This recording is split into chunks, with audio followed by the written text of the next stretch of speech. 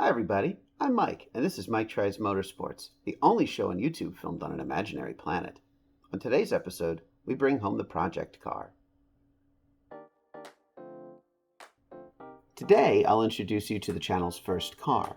If you're following along at home, you don't necessarily have to go buy a new car just to do what we're doing, but the car I drive to work every day is ill-suited to motorsports work, so I'll be abandoning it in my garage when it's time to have fun.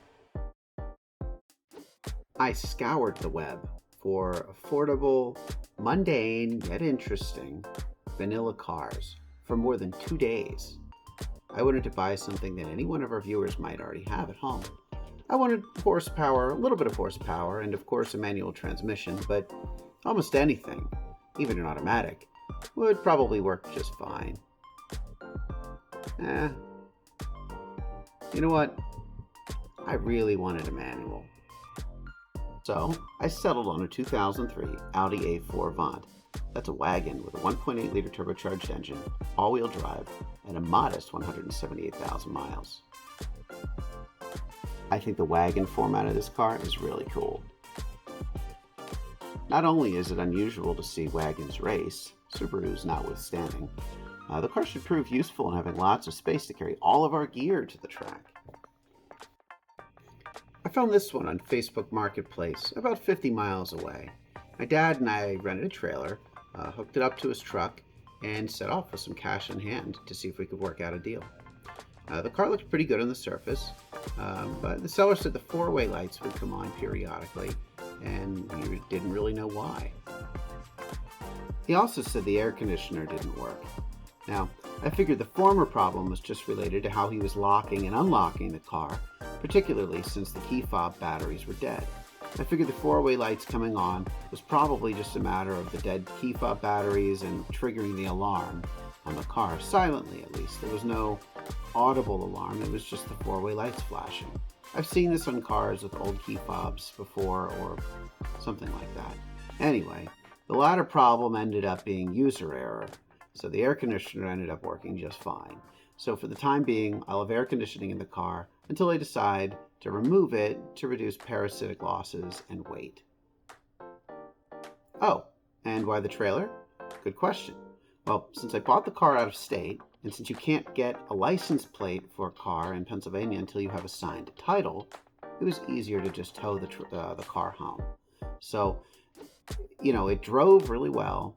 The clutch felt great, the engine made good power, and there weren't any vibrations or suspension misalignments. It would have driven just fine home, but having the truck and trailer there made it a lot easier for us. The seller agreed to take $2,400, in part because the air conditioner didn't appear to be working, and we took the car home. Here it is in its new home, parked in the driveway in front of someone's house. Maybe that's my house. Maybe it's just a set we built in the back lot of the studio, or even a green screen. It's my house. That's my house.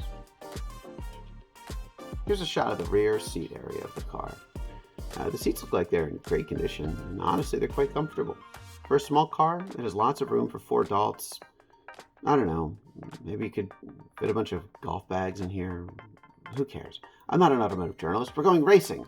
I'll sell off as much of this interior as I can for a future series, and we'll turn this thing into a real racer. Here's a shot of the front seat area. This radio has been handy because it is GPS and displays my speed.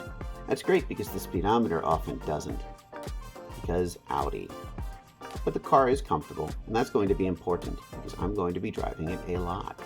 Once we start doing some track days, we'll be driving at least 2 hours to get to the closest tracks around here. And I'm not going to tow this thing around during the first series because I want to introduce you to how I started off by driving to every event I attended. If I did it, you probably can too. I think the car might have some aftermarket modifications, like this airbox here and this intake manifold pipe. Overall, the engine compartment looks good. The car also has what I think are Porsche SUV front brakes.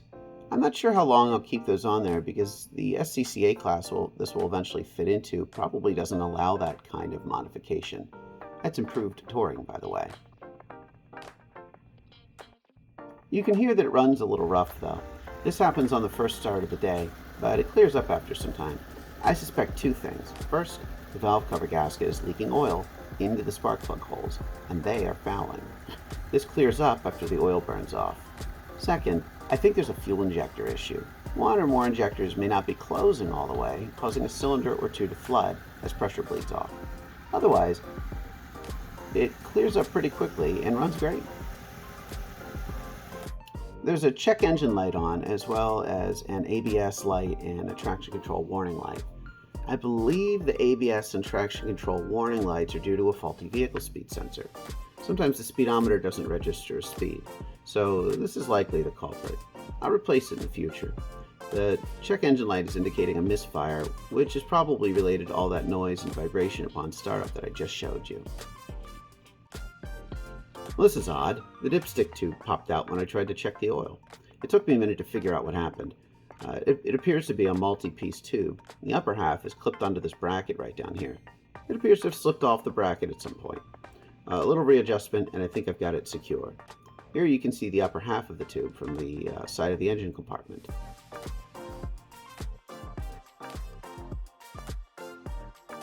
Yeah, so this is where things got interesting. I had a theory. I suspected that a failed valve cover gasket was allowing oil to seep out of the valve train into the spark plug holes, which would cause oil to spin down the threads of the spark plugs and foul them. Once the engine started, the oil would burn off of the plugs, clearing up the idle and returning the engine to full performance. Well, I was certainly correct about the oil. The plug holes were full of oil, and the plugs were saturated right down to the electrodes. This was at least partially responsible for the rough idle. I found out much later, I filmed this a couple of weeks ago, that the car still idles rough on first startup of the day, and that's where I suspect the fuel injector issue is coming in. I'll explore that a bit later though. The car runs fine otherwise. Now, my worst nightmare when working on cars is dealing with spark plugs. I learned a long time ago that aluminum heads in particular have the issues where the plug gets stuck in the head, right?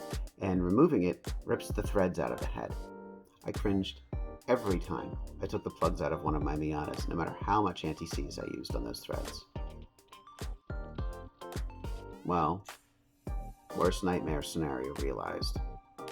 As I was removing the number one spark plug, I encountered a crazy amount of resistance. I stopped and moved to another plug. I got the second, third, and fourth plugs out with relative ease, but number two is a pain on its own. Plug number one, though, that required a crazy amount of force. In hindsight, I probably should have tried an impact on it to try to break it loose without applying huge amounts of static torque, but I didn't know about this technique at the time.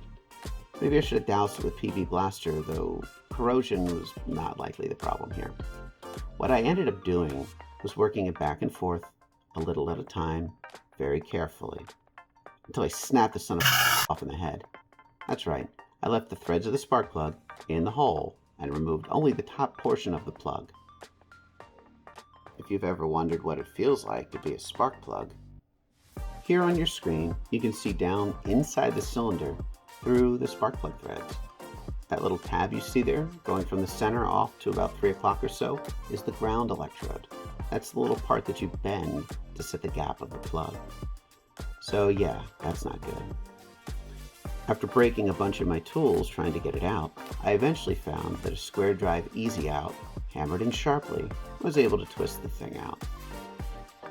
Now, to get the thing to move, I soaked it in PB Blaster, hammered a large square drive easy out into the plug remnants, popped a 1/4 inch drive extension into that, and hooked up a crescent wrench onto that. Then I used 4 feet of leverage from a piece of conduit that I had in order to get the thing to move. Now guys, that can't be right. How could that thing have been stuck in there like that? I'm thinking that it probably had something to do with how long it was installed in there, but it could have been cross-threaded. I just don't see how you let yourself cross-thread something as critical as a spark plug. Anyway, here's what remains of the plug. It's a mess. The silvery stuff on the threads is aluminum from the head. That's bad. It's fixable though. I used one of these doodads. This is a threaded insert, much like a time cert, but made by a company called Helicoil. You simply run that tap into the head to chase the original threads and give the tool something to stabilize on. Then it cuts a hole to a larger diameter with the taper, and then cuts threads into the larger diameter for the insert to go into, all in one smooth operation. Here's my dad running the tap/cutter. We used lots and lots of axle grease to keep the metal chips on the tap, and that way you'll have a minimum of debris to clean out of the cylinder. Drive the thing in about a turn at a time, backing it off a quarter turn or so to break the chip. You'll feel the chip break.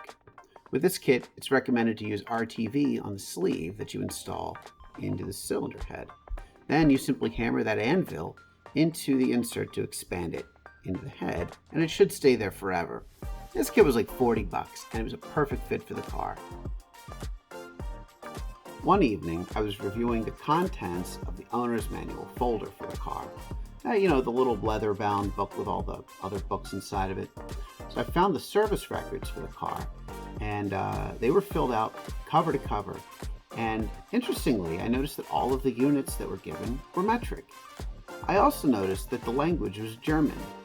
So apparently, I bought a car that was sold in Germany, whose original owner must have moved it to the United States.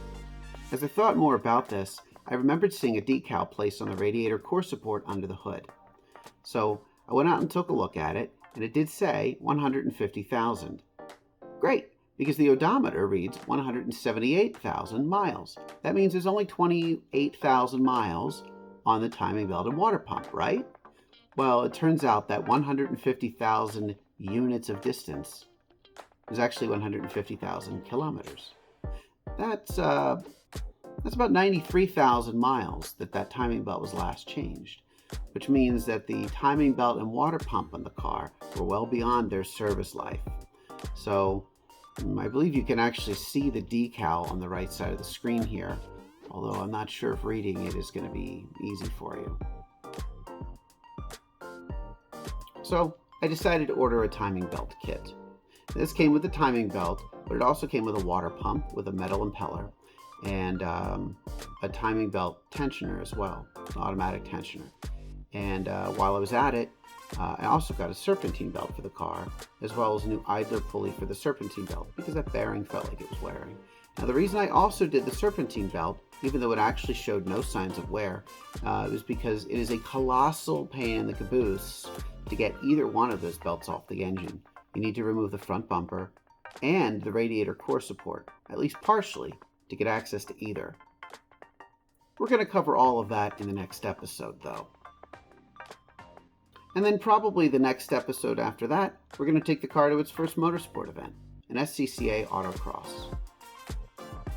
Until then, thanks for watching, and please subscribe if you're interested in what we're doing here. I'm Mike, and this has been Mike Tries Motorsports. Keep it shiny side up, and I'll see you in the next one.